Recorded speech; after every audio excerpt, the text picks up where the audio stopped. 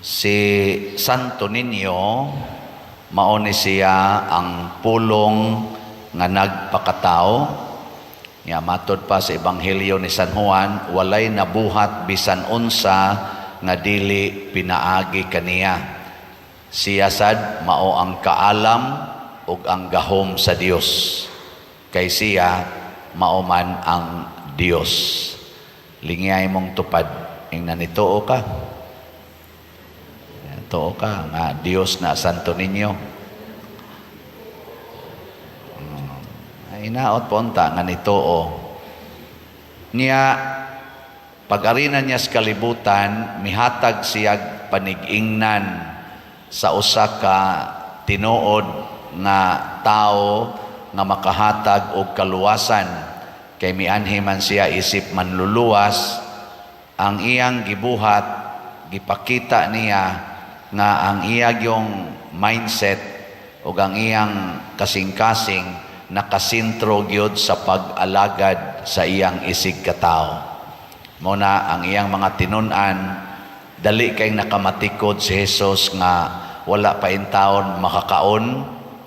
Ingon siya, mangadto tag dapit nga awaaw aron makakaon mo, unya makapahuway sa jutay. Kay usa sa paghatag og alagad sa atong isig katao kanang mangita tagpaagi nga makapahuway siya. Kinsang mga asawaha dinhi nga maghuna-huna gyud nga papahuwayon ang ilang bana. Taas ang kamot. Sige yaw-yaw, sige sugo, sige sugo. Mga demanding kay tanan. Kinsa dinhing mga banaha nga magsigig yung gunahuna nga makapahuway ang iyang asawa. Taas ang kamot. Wag, ya atay usat, duha. Nakalitan sad kay wa sige maghuna-huna, no? Kinsa dinhing mga ginikanana nga nagsigig yung gunahuna nga makapahuway untang ilang mga anak. Taas ang kamot. Kanang di gyud manugo ba? Oy, otro sad mo. Kinsa sa dinhing mga anak be nga magsigig yung gunahuna ang ilang inahan o gamahan makapahuway unta. Taas ang kamot. Sige na lang, kanina lang. Kinsa ninyo dinhi ang naghunahuna nga makapahuway unta ang pari. Taas ang kamot. Ay, sige lang yapong pari, way pahuway baligyag slat.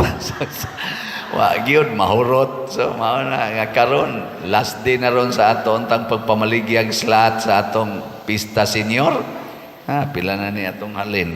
Dako-dako naman tag halin pero di pa gyud igo, no? Halina na ta og 16,795 ka slots pero naapay 8,205 ka slots nga available. Atong pagpakan ang namalit, ha?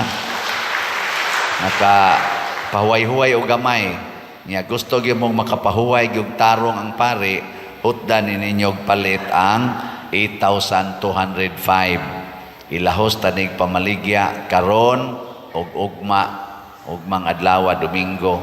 Mo na siya atong katapusang pagpamaligya niining HGSN, Healing Joy of Santo Niño.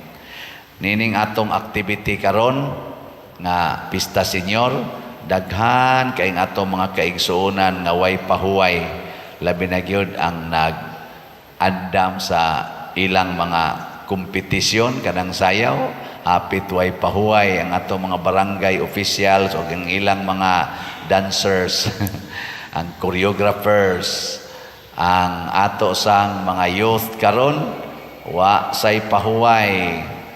Wa mga tug ambot unsay ilang giandam daghan kay sila man say in charge, overall in charge ani, wa sad sila'y pahuway ana. Ang pari sad kuwang pahuway ana. Ang atong mga nag-install karon sa atong sound system wa pay pahuway ambot mabuhi pa baka na sila karong gabi. Amo na atong pero unsa maning pahulay nga gikuan ni Kristo, gilantaw niya sa iyang para sa iyang isig katao. dili ra ni physical. Dili physical rest. Kay kanang physical rest, pwede rin na nato buhaton anytime. Na magani uban ninyo, nagmisa ang pari, kamo nag-physically rest, no? Agas ang laway. So, nag-biblical rosary ta ganiya, daghan kayong physically resting, no? Santa Maria, Diyos. Di na maong pahuwaya. Kay daghan nato mukawat-kawat og pahuway physically. Unsa may pahulay nga gitan-aw ni Kristo, kana bang makafeel ta nga naatay good shepherd, naatay maayong magbalantay, kana bang mabilong ta sa turil sa maayong magbalantay nga mao ang Ginoo. Mo nang pagbiya niya dito physically sa pikas tampi sa lanaw, nakit-an siya sa iyang mga sumusunod kato mga katawhan nga mibiya, nagdagan sila padung ngadto sa pikas tampi. Wa pay pahuway si Jesus ug ang iyang mga tinun-an. Pag-abot dito nga nakita niya ang mga tao nga nagpundok porting daghana, naluoy siya kanila kay mura sila mga karnero nga way magbalantay, mao tong gitudluan niya sa daghang mga butang. Pasabot ang pulong sa Ginoo mao'y makahatag natog pahulay basta mosunod tas pulong sa Ginoo. Gilingi ay mong tupad be, ing na nakapahuway nakas problema, ing na nakapahuway kas mga problema. Ana ba?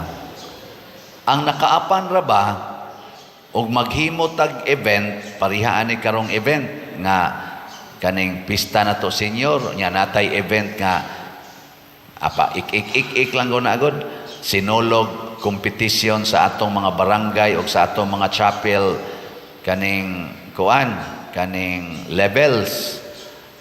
Ang nakaapan, nasubraan kaayog focus diha ang atong mga organizers o ang atong mga committees, nasubraan kay focus sa physical activity.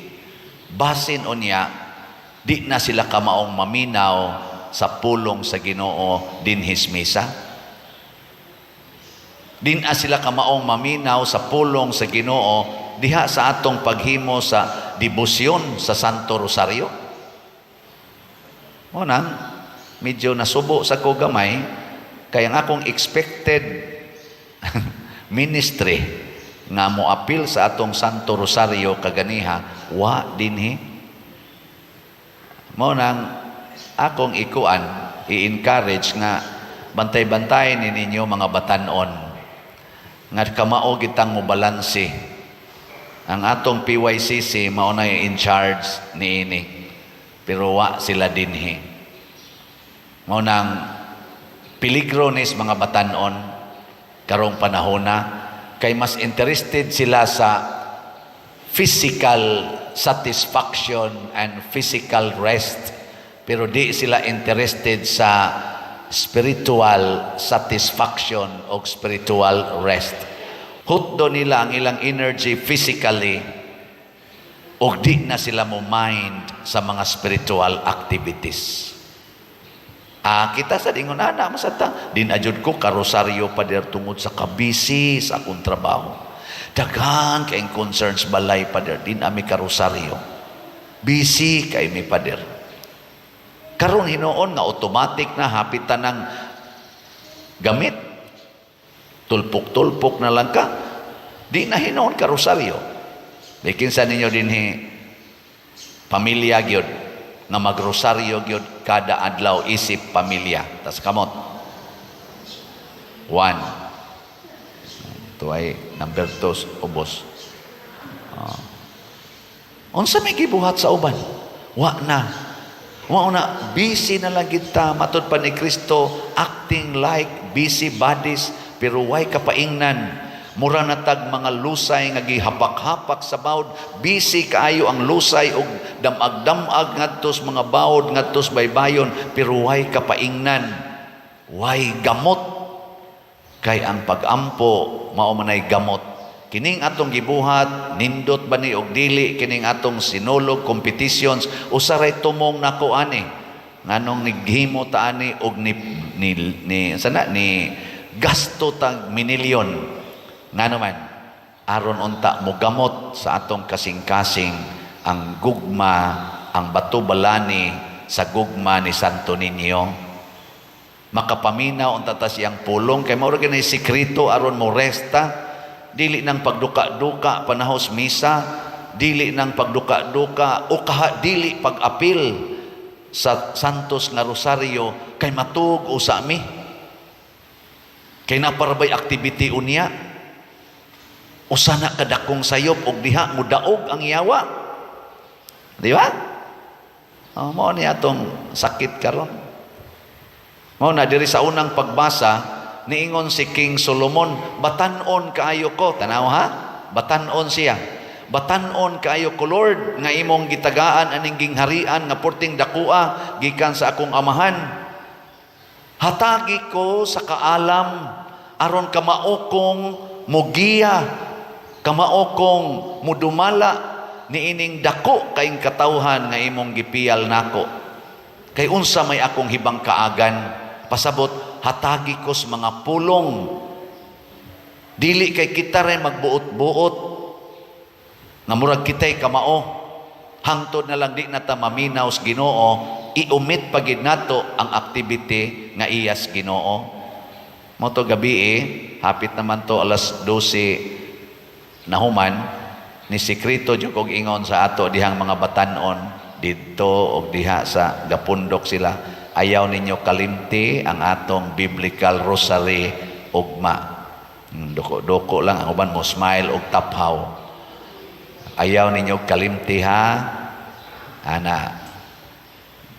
Mao na hinaot unta nga mahimo ning learning sa dihang una natong motorcade nga nakuyapan si Edgar nga akong driver nya kaming 8 ka buok das driver gidana sa Inuba ngadto padong Pangpang. Nakaingon jud kong helpless ko, wa na ko'y mahimo, may gani kay gisagang sa tuod, wa malahos og kahog. Kita sa dinis kalibutan helpless ta kung wa na nang tuod sa pagtuo, the stronghold of faith. Helpless ta, ihug ta siyawa sa bungaw sa kapildihan o sa kadautan tungod sa sala. Torting abtikas ato mga batan-on napsig sayaw-sayaw practice gabi sus grabihag nga lawas pertigon murag puno sa energy pero ihug ra na siyawa silang tanan ngadto sa premarital sex, ngadto sa same sex, ngadto sa kabit-kabit, ngadto sa pornography, ngadto sa pagkahakog anang kwarta, dali ra kay na sila ipanghuwog. Sa ila palang mga sinuluban, wa na, pildi na. Hastang pari gatanaw, pildi sa dusaya. Sinaganang galiad-liad sa imong atubang. May rabagbati nga purting ninduta. Di kata mga huwog anis bungaw, o di na kita mag-ampo. Ana, naot pa unta, labi na gis mga batanon, nga wa ron dinhi. Naot unta, maminaw mo ani. Naiduha ka buok na sa pultahan, pero padong naman sa mamatay kay ana man, duka-duka man. So, anang, ako lagi ninggi intentional tingali og appeal dinhi, tungod sa wa man sa ko magpreparar, gi-remind lang ta sa Holy Spirit kamoy akong napamalandungan diri samtang galingkod ko nawa ba kami mapildi siyawa ani labi na ako ba nga minahal kay pinangga ra ba kini nakong mga youth nato mao gini akong murag anak ba akong pagtagad nila murag jug anak ko amang koy anak mo nang bisag unsay pangayoon ana nila ako ginang ihatag pero subo lang pangalamdongon nga ang ako sang gipangayo wa nila gihatag karong orasa. Wa nila gihatag o sakit kay nahibaw ko nga kining wa nila gihatag peligro ni para nila ang wa nila pag-apil sa Santos nga Rosaryo nga sila gyud in charge peligro ni para nila mo na ha manang ang kaalam nga Dios nun gipangayo ni Solomon, nalipay kaayo ang Ginoo. Unsa may giingos Ginoo, kay wa man ka mangayog taas nga kinabuhi, wa ka mangayog bahandi, wa gani ka mangayo og kapildihan sa imong mga kaaway. Ihatag nako nimo ang kaalam nga wala pay tawo nga nakaangko niini kaniadto og sa umaabot. Nya napagisay giingon, og dugang paniana akong ihatag nimo ang wa nimo pangayua.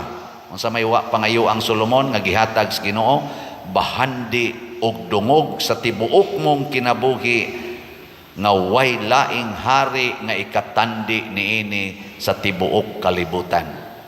Kanang bahandi og dungog, wealth and honor, ihatag ra din as Ginoo isip pakapin, basta unahon nato ang iyang wisdom, ang iyang kabubuton. Mo nang natay kantang, seek first the kingdom of God and everything will be given to you. Lingi ay mong tupad sa katapusan.